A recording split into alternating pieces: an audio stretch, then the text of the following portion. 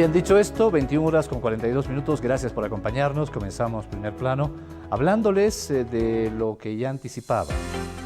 El libro Evo Operación Rescate, que ha sido escrito precisamente por Alfredo Serrano, que es el autor del mismo, además director de la CELAC, a quien vamos a dar la bienvenida esta noche. ¿Qué tal, Alfredo? Vía Zoom, bienvenido a los hogares bolivianos que nos están viendo a esta hora de la noche, y junto a Paola Cadima en Cochabamba compartiremos las preguntas. Un gusto saludarte. Hola, buenas noches Iván, buenas noches Paola, y un saludo para la gente de Bolivia. Bien, comenzamos, Alfredo, preguntándote cuál ha sido la razón principal de escribir este libro denominado Evo Operación Rescate. Yo creo que era importante contar todo lo que ocurrió en un año decisivo para Bolivia, pero también para América Latina.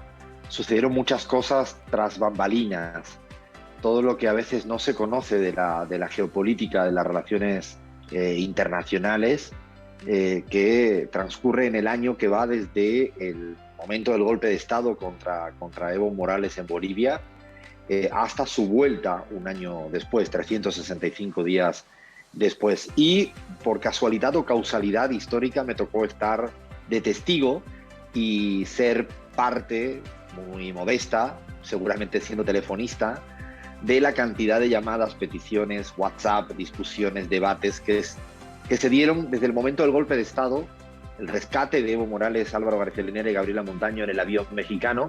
Me tocó vivirlo en primera persona. Hubo una llamada de Álvaro García Linera a mi teléfono el domingo a la noche cuando ya estaban en el Chimoré, en el Chapare, y me pidió evidentemente que pudiéramos hacer lo imposible para ayudar a salvar la vida de Evo Morales. Desde ese momento llamé al presidente electo Alberto Fernández de la Argentina y comenzaron un sinfín de actuaciones, de intentos, primero a través del presidente Macri, que dio la negativa a Alberto Fernández.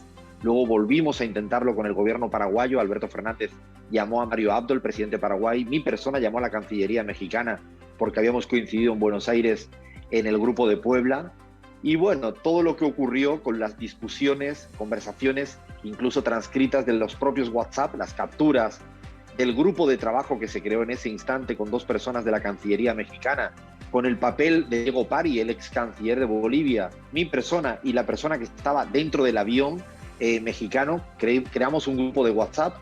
Está todas las capturas de pantalla de esas horas, minutos de máxima tensión, y con las conversaciones que tuve en paralelo con Alberto Fernández, el presidente de Argentina, con el propio Álvaro, con el propio Evo. Y desde ese instante, insisto, en 365 días ocurrió de todo. Ocurrió el golpe, ocurrió el rescate a Evo Morales, destapando quién es el quién de la política latinoamericana, la estadía de Evo en México, el regreso a Argentina, las reuniones que se fueron dando en Argentina, en la Quinta de Olivos, la reunión en la visita de Luis Arce, el actual presidente de Bolivia, y la campaña electoral, la llegada de la pandemia y el final, porque también nos tocó de alguna manera ser observadores en esta última campaña, y el regreso. Así que cuento un poco todo ese interín, muy pocas veces conocidos. Todo parece un thriller, está contado como un thriller, pareciera de ficción, pero desgraciadamente fue realidad, y creo que era importante para transparentar el rol de muchas personas, también haciendo un guiño a la buena gente que hubo en la región latinoamericana, en Bolivia, en Argentina, en México, en tantos lugares, para que al final se pudiera salvar la democracia en Bolivia y también salvar la vida de Evo Morales, que me parecía que desde la cuestión estrictamente humanitaria era importante. Así que creo que eso se lo encontrarán en el libro, contando miles de anécdotas desconocidas, situaciones inéditas, conversaciones inéditas. Así que bueno, espero que lo disfruten a la gente que pueda conseguirlo, adquirirlo, que ya está disponible en las librerías de Bolivia. ¿Qué tal, Alfredo? ¿Cómo estás? Buenas noches. Paola te saluda desde Cochabamba. Bienvenido a Bolivia. Y claro, a mí me gustaría entender cómo desde esa perspectiva de economista, asesor político, académico español, pues cómo se vive todo lo ocurrido durante ese año. Eso por un lado, pero también me gustaría que compartas con la población dos aspectos fundamentales, dos de ellos nada más, del libro que escribiste en torno a lo vivido en el país en ese momento? Lo primero y principal es que ese golpe de Estado, esa violación de la democracia en Bolivia tenía efectos muy duros contra el pueblo boliviano. Luego pasó de lo que pasó, muertes, asesinatos y mucho padecimiento, pero era muy importante para América Latina. Y el mundo, América Latina, y yo recuerdo que en primera persona recibía mensajes que están en el texto, en el libro de José Luis Rodríguez Zapatero, del propio presidente Alberto Fernández, que no durmió ni un instante hasta en esas 48 horas, hasta que el avión fue rescatado.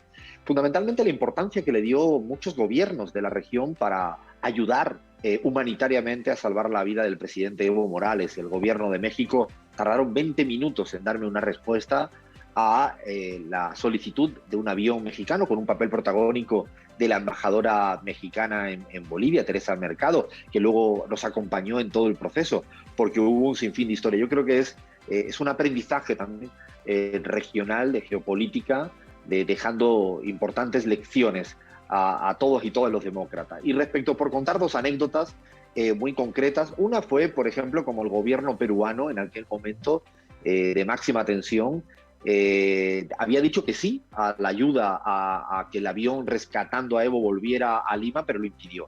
Y quiero contar una anécdota porque parecía surrealista y está narrada en el libro, cómo en un momento determinado exigieron el pago del combustible de ese avión mexicano, militar mexicano, que repostaba combustible en Lima, exigieron el pago en combustible en metálico, en cash, en efectivo, una cosa que parecería surrealista en el siglo XXI, y todo era porque se iba observando cómo iban zancadilleando, torpedeando la posibilidad de rescatar con vida a Evo Morales.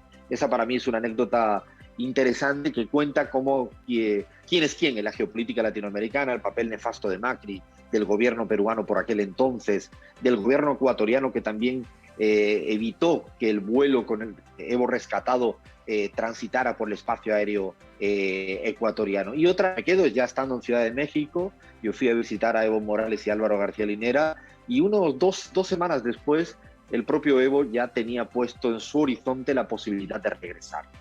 Yo creo que eso también a mí me llamaba poderosamente la atención. Habló desde mi teléfono con Alberto Fernández, está muy contado en detalle en el libro, y era interesante ver el optimismo o la necesidad de colocar en el horizonte el sí, vamos a recuperar la democracia en Bolivia, sí vamos a retornar democráticamente a Bolivia. Evo Morales, 2 semanas después de ese golpe durísimo contra él, contra su familia, contra el proceso de cambio, contra todo, ya había levantado la cabeza y después de esa había puesto ya, insisto, en ese horizonte de posibilidades el regreso. Yo creo que eso es un aprendizaje muy interesante a veces para los tiempos que corren en la región, de ese sí se puede, a veces tan frívolamente dicho, en este caso no tenía nada de frivolidad, sino desde la perspectiva histórica. Hay, insisto, miles de anécdotas, algunas para reír, otras para llorar. Me quedo como los mexicanos pusieron en el chat de WhatsApp, le pusieron el nombre a huevo, lo cual imagínense que con la tensión del momento,